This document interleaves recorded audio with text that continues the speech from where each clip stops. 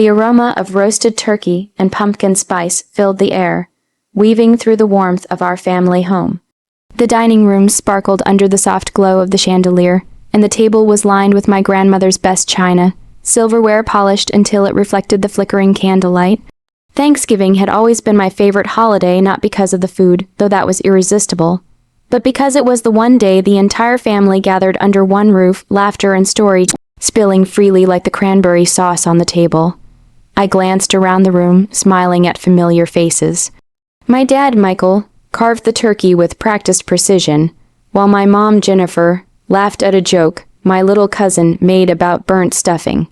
Grandma Rose sat at the head of the table, her silver hair pulled neatly into a bun, eyes sparkling with quiet amusement as she watched the chaos of family life unfold. I felt a warm sense of belonging, a soft bubble of happiness that seemed impervious to the outside world.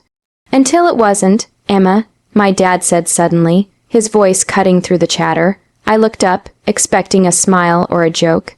Anything normal. But the expression on his face was unreadable, tight and tense. She's not my daughter. The words hung in the air, heavy and suffocating, like smoke from a fire I didn't know existed. For a heartbeat, I thought I misheard him. My dad, the man who had taught me how to ride a bike, who had stayed up late helping me with science projects, who had tucked me in every night with a kiss on my forehead. He wasn't my father. Dad, my voice trembled, a fragile thread barely holding together. The room went silent, the clinking of forks against plates fading into nothing. All eyes turned to me, then back to him. I don't understand. I stammered. What do you mean? Michael's jaw tightened, and he looked down at the table, as if the polished surface could shield him from the storm he had just unleashed. It's true you're not my biological daughter. My chest felt hollow, as if the very air had been pulled out of me. I sat frozen, trying to reconcile the man I knew with this revelation. Every memory, every hug, every word of encouragement suddenly carried a shadow of doubt. Was it all a lie? Had my entire life been built on a foundation of deception? Tears pricked at the corners of my eyes, but I blinked them back. I wanted answers, but the words caught in my throat.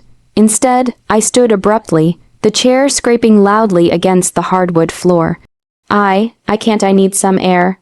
I fled to the backyard, the cold winter wind slapping my face as if trying to wake me from a nightmare. The once comforting smell of roasting turkey was replaced by the metallic tang of panic and disbelief. My mind raced, images of birthdays, school recitals, and quiet bedtime talks, flashing in rapid succession. Was every memory a lie? Was my father the man I thought he was? Behind me, I could hear muffled voices calling my name, but I didn't stop. I couldn't. The betrayal cut deeper than any harsh word ever could. I pressed my hands against my face, trying to hold back sobs that threatened to shatter the fragile composure I had left. And then I remembered Grandma Rose, always secretive, always protective. She had a box in the attic, a small wooden chest she always said was for important family memories. Something about it had always felt different, almost sacred.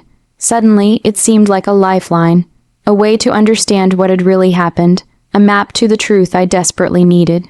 With a shaky breath, I decided I would go to her box. Maybe it held answers.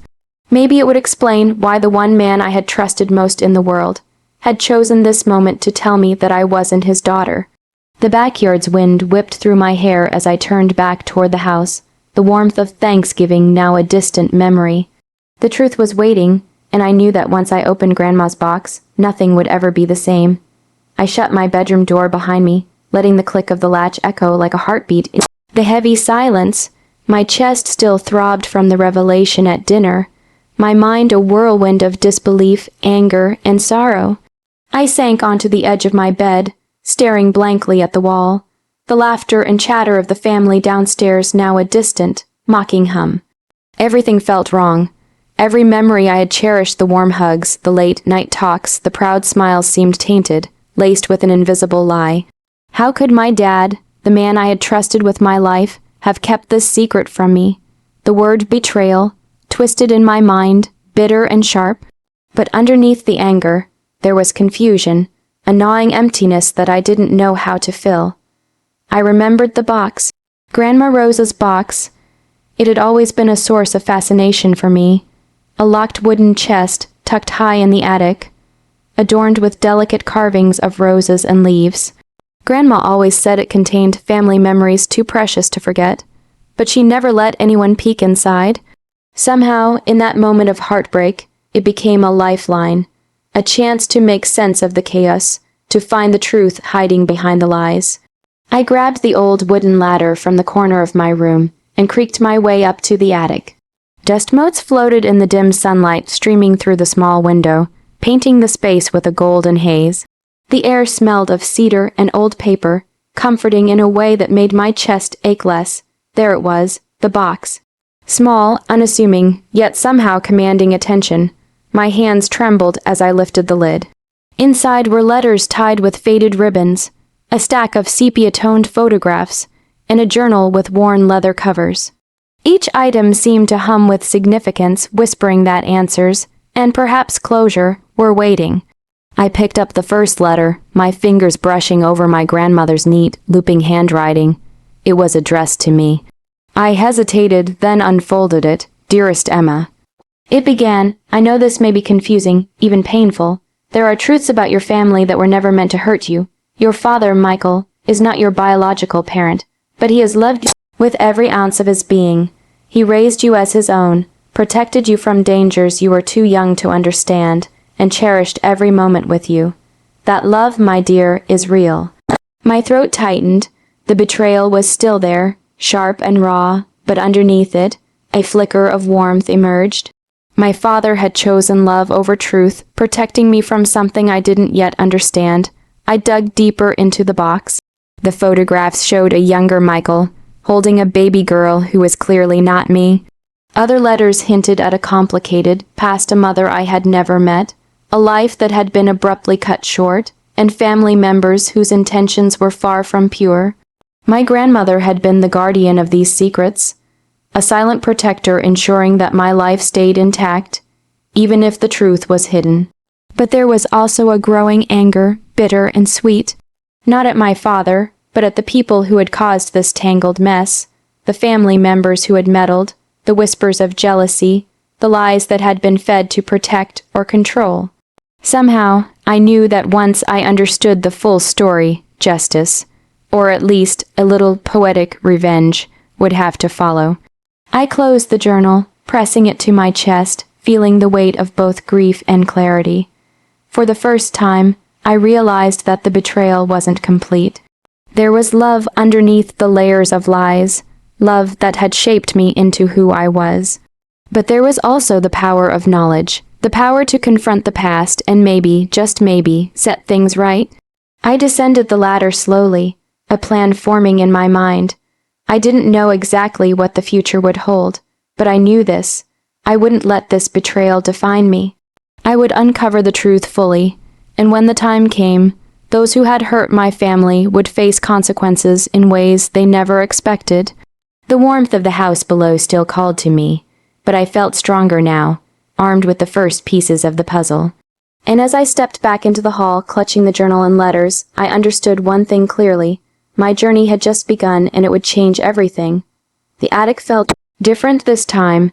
The dust, the dim sunlight, and the faint scent of cedar seemed less like a hiding place and more like a sanctuary. I sat cross-legged on the floor, the journal open in front of me. The letters spread around like breadcrumbs, leading me through a maze I never knew existed. Grandma Rose had always been a careful woman, meticulous in her ways, and now I understood why. Each letter, each photograph, each note tucked into the box was a deliberate thread, woven to protect me until I was ready to understand. My fingers trembled as I read the next entry in her journal. Your father, Michael, chose love over truth. He raised Emma as his own, never letting the circumstances of her birth dictate how he treated her. There were threats, people who sought to harm your mother, and by extension, you. But he ensured your safety, even when it meant living with a secret that would one day break both your hearts. I swallowed hard, trying to hold back tears. So he wasn't lying out of malice. He had kept the secret to protect me. All the anger and hurt I had felt toward him now twisted into a bittersweet ache. I felt love and betrayal at the same time, each emotion clawing its way through me. I picked up a photograph, yellowed at the edges, of a woman I didn't recognize cradling a newborn. Her smile was gentle, protective, and exhausted all at once. A note on the back read, "For Emma, my darling granddaughter. Your mother loved you more than anything, even from afar." My breath caught. This woman was my mother. The letters told me she had died when I was an infant, leaving Michael and Grandma Rose to shield me from family members who had only sought to use her tragic death for their gain. As I flipped through more letters, a pattern emerged. Certain family members, Michael's siblings, distant cousins I barely knew, had manipulated events behind the scenes. Their jealousy and greed had created a chain reaction of secrecy, lies, and hidden truths. Grandma Rose had been the invisible hand keeping the family from falling apart entirely, and Michael had been her willing partner, raising me in love while bearing the pain of a secret no child should have to discover in a single brutal moment. I closed my eyes, letting the knowledge settle in. The betrayal wasn't random. It was orchestrated by others who had tried to control the narrative, to twist the family's story into something ugly. My anger shifted, focusing not on my father but on those who had corrupted the truth. Sweet revenge, I realized, wouldn't be cruel. It would be justice, measured and precise. I flipped open the journal again, discovering a section written directly to me. "You will have choices, Emma. You can let this break you, or you can rise. The people who sought to hurt your family will face the consequences of their actions, whether by truth, by courage, or by the weight of their own misdeeds. Never forget, love and honesty are stronger than lies and deceit." A shiver ran down my spine. I felt the first spark of determination ignite within me, fragile yet fierce. I wouldn't let this betrayal define my story. I wouldn't allow the manipulators to win, and I would protect the love my father and grandmother had worked so hard to preserve. I gathered the letters and journal, clutching them to my chest. Each page felt like a weapon in a quiet war I had only just discovered. I understood now that revenge didn't have to be loud or destructive. It could be clever, calculated, a matter of exposing lies and reclaiming control over my life. The shadows in the attic seemed to shift, not with menace but with possibility. I could almost hear Grandma Rose whispering from somewhere deep in the woodwork, "Now, Emma, it's your turn." I stood, feeling a strange mix of sorrow, clarity, and purpose. The pieces of the puzzle had fallen into place, and for the first time since the Thanksgiving revelation, I felt in control. I knew what I had to do, not just to heal, but to protect my family and to right the wrongs that had been done. The truth was no longer hidden. The past was exposed, and the power of knowledge rested in my hands. And with it, the sweet, quiet promise of justice. Absolutely. Here's Chapter 4, around 650 words, bringing Emma's journey to emotional closure and her subtle, sweet revenge. Chapter 4, Sweet Revenge and Emotional Closure. The next few days were a delicate dance. I returned to school, to friends, to the ordinary routines of life, all while carrying the weight of Grandma Rose's revelations tucked into my backpack like a secret weapon. Outwardly, I smiled, laughed, and joked, but beneath the surface, a quiet storm brewed. A storm fueled not by rage, but by clarity, love, and purpose. I didn't want to hurt anyone unnecessarily. Sweet revenge, I realized, was about exposing the truth and letting justice unfold naturally, like a wave eroding a cliff until it could no longer hold its shape. I began with subtle questions at family gatherings, casual remarks that revealed the inconsistencies in stories I had been told, hints that nudged others to reveal their duplicity without realizing it. At first, they were oblivious. Cousins and aunts who had whispered behind closed doors, painting my father as distant or cruel, were blindsided when I began asking pointed questions about long, forgotten family events. A slip here, a misremembered detail there, they began unraveling themselves, their stories contradicting one another, until the truth finally stood clear and undeniable. And through it all, I observed my father. Michael never defended himself aggressively. He simply let me lead the narrative. It was strange, seeing him sit quietly while the facade others had built crumbled on its own, but I understood now. His love had always been quiet, steadfast, patient. He had never needed to shout to prove he was mine. Then came the family dinner that would mark the turning point. I set the table myself, careful to place Grandma Rose's box at the center, a subtle symbol of the truth I now carried. When the gathering began, the air was thick with unspoken tension, but I felt a calm I hadn't known since that first Thanksgiving revelation. I began to speak, my voice steady but laced with emotion. I recounted stories from Grandma's journal, details of my mother's life, and the sacrifices my father had made to protect me. I didn't point fingers, I didn't yell or accuse, I simply told the truth, and as the pieces fell into place, the room grew silent. Faces once smug with assumed knowledge now reflected shock, guilt, and finally, acknowledgement. "You've kept this from me for so long," I said softly to one cousin, the one who had spread the most malicious rumors. "And you thought I wouldn't notice. But I do, and now, everyone can see the truth." It was poetic, watching the weight of their deception collapse under its own pressure.